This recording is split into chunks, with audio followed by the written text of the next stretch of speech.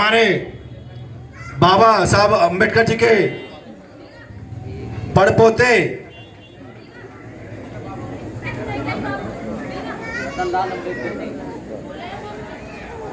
रतन लाल अम्बेडकर जी राजरतन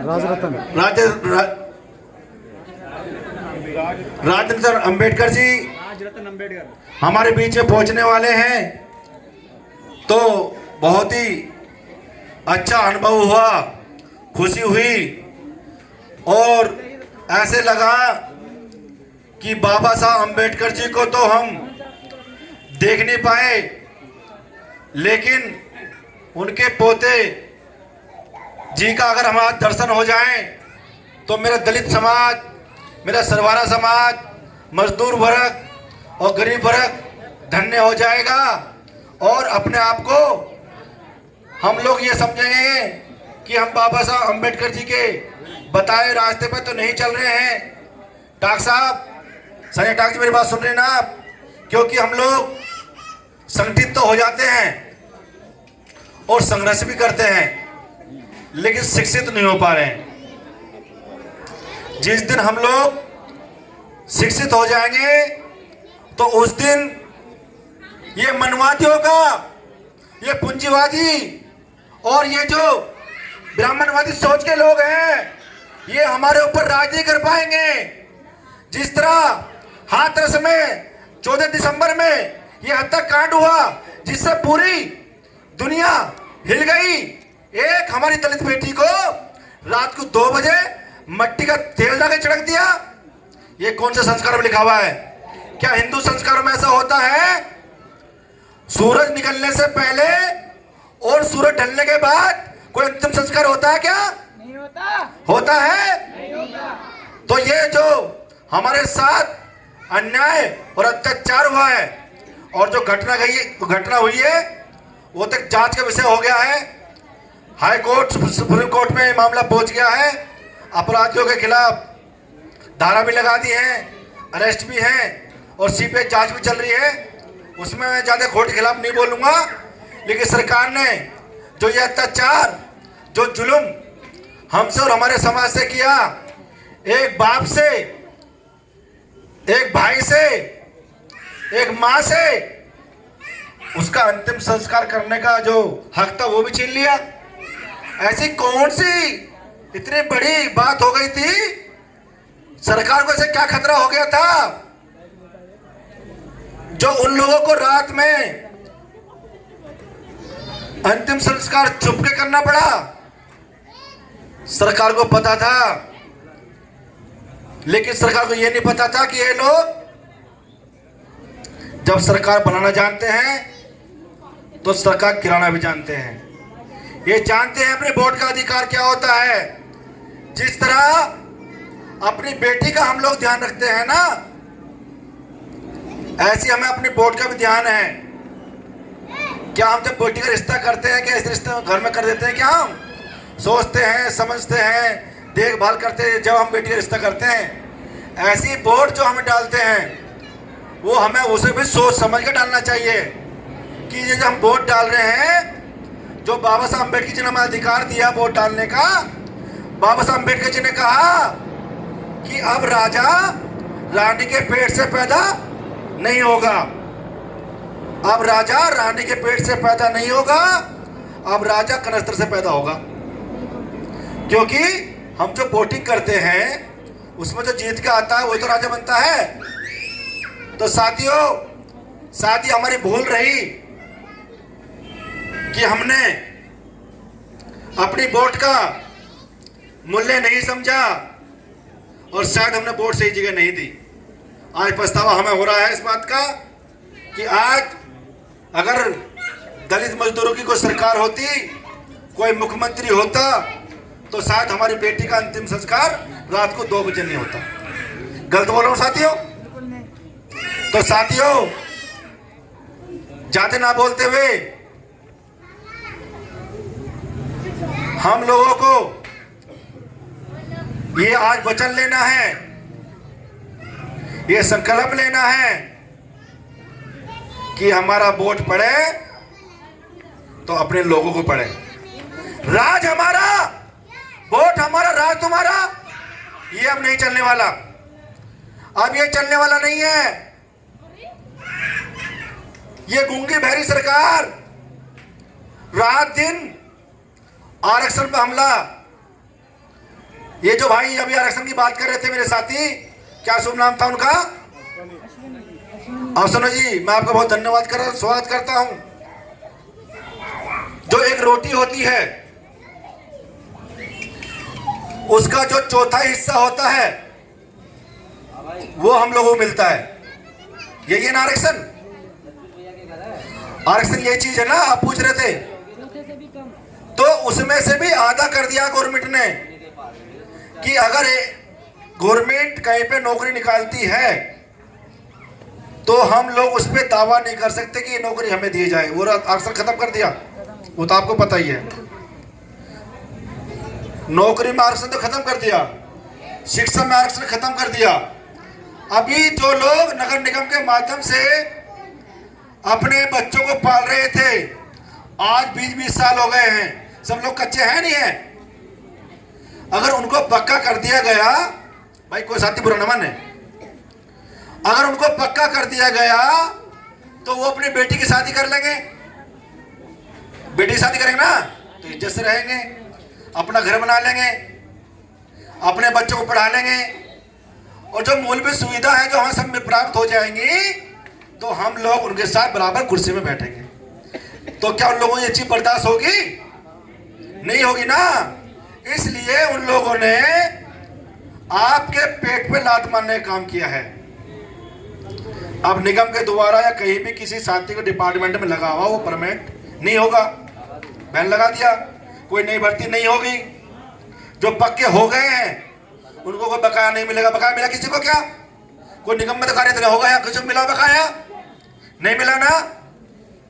और जो हमारे बुजुर्ग या हमारे महाराज जी बैठे हैं जो रिटायरमेंट हो गए हैं, वो नगर निगम की या किसी भी डिपार्टमेंट की सीढ़ियां चढ़ते चढ़ते चढ़ते बेचारे भगवान को प्यारे हो गए, लेकिन उनको कोई पेंशन या अन्य सुविधा नहीं मिली।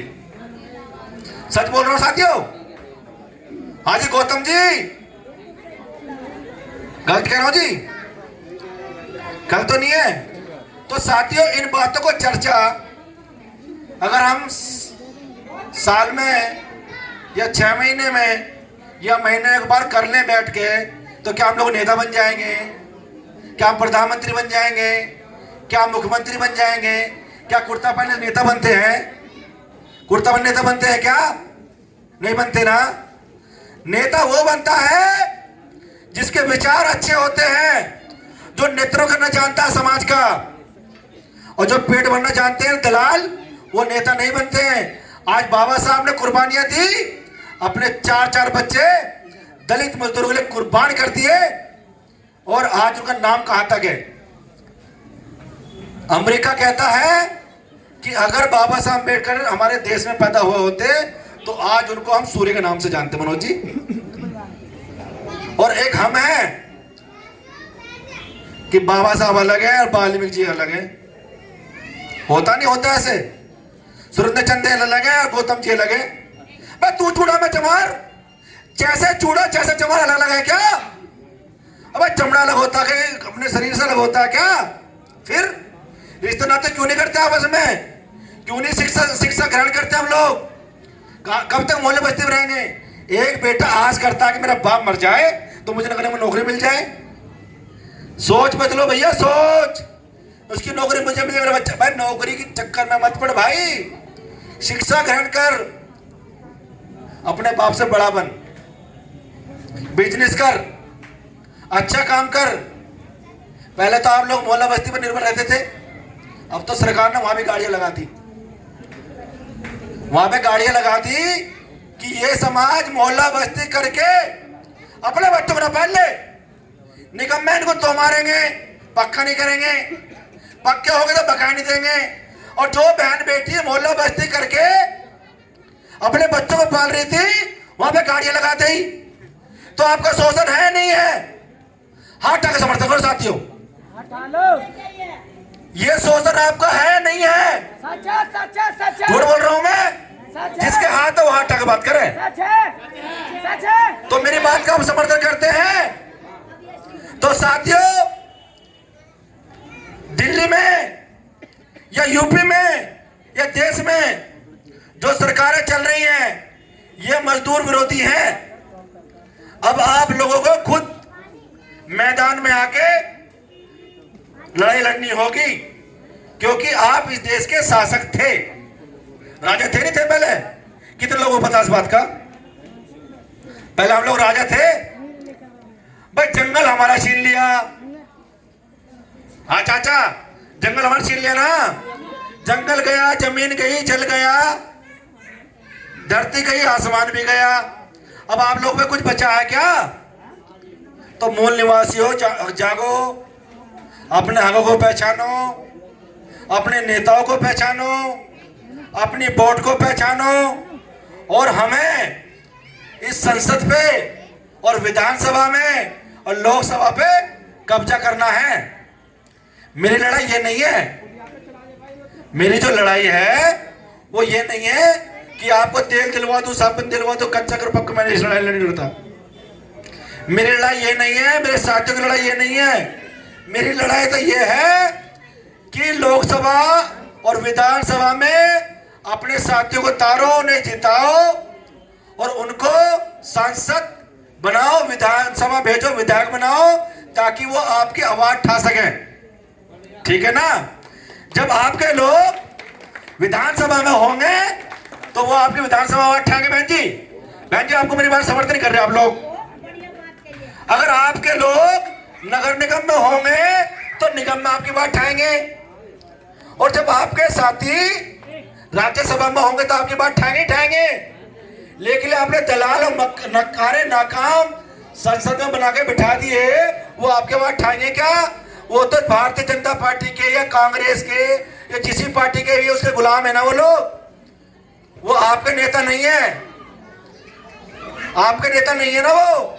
इतना बड़ा हादसा हो गया हाथरस में और एक भी सांसद नहीं बोला, एक भी विधायक नहीं बोला, और हम जैसे लोग बोले तो उनको अंदर करवाने का काम करा, उन पर मुकदमे दर्ज हो गए। तो क्या हम लोग बोलेंगे? भूखा आदमी कोई बोलता है क्या? बोलता है? भूखा आदमी को बोलता है कभी? लेकिन जिन लोगों का आपने पेट भर दिया वो जाकर चुप बैठ गए। गुरुजी गलत कह रहा हूं क्या? इन्हीं सब बातों को लेकर अभी एक साथी कह रहे थे मेरे, कहाँ है संदीप जी, कि ये समाज का मामला है, संगठन का मामला नहीं है, किसी पार्टी का मामला नहीं है, कह रहे थे ना आप लोग। तो मैं आपको बता दूं बाबा साहब अम्बेडकर जी ने क्या कहा कि संगठित रहो, संघर्ष करो और शिक्षित बनो। अब हमने राष्ट्रीय वाल्मीकि सेना बना ली और आप सबको लोग उसमें जोड़ रहे हैं, हम लोग आपको मजबूत कर रहे हैं और आपको लोकसभा के विधानसभा के लिए और नगर निगम के लिए तैयार कर रहे हैं। क्या कोई गलती कर रहे हैं हम लोग? आपसे पैसा मांग रहे हैं क्या? लेकिन लोग आपके बीच में बात डालेंगे कि नहीं, संगठन की बात मत करना। अरे संगठन भी तुम्हारा, समाज भी तुम्हारा, हम भी तुम्हारे, हम अलग है क्या तुमसे? यहाँ मेरी बहनी बैठी है, मेरी बेटी बैठी है, यहाँ मेरी चाची बैठी है, मेरे ताई सब यही बैठे हैं ना। इस केरला गांव में तो बड़ा हुआ हूँ मैं, कोई बाहर का तो नहीं हूँ। क्यों जी, बाहर का हूँ मैं क्या? हाँ जी बहन जी, बाहर का हूँ मैं कोई? यही का हूँ ना। तो फिर ऐसी बात क्यों?